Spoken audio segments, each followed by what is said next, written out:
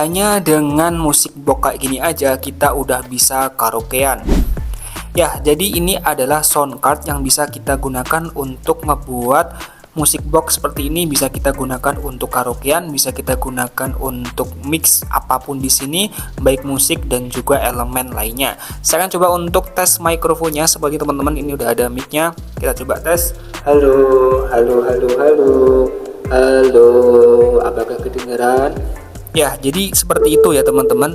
Kita bisa mengatur semuanya di sini, mulai dari volume mic, volume musik. Dan karena ini udah Bluetooth, jadi kita tinggal sambungin aja Bluetoothnya. Kalau misalnya mau karaokean, kita tinggal sambungin dan atur volumenya di sini. Enak banget bukan? Kalau teman-teman pengen nyoba, ini bisa digunakan ke speaker apapun. Tinggal sambungkan kabelnya di AUX kayak gini, kita sambungkan ke speakernya seperti ini. Kalau teman-teman berminat dan pengen coba, silahkan cek aja keranjang di bawah ini. Harganya nggak sampai dengan Rp100.000.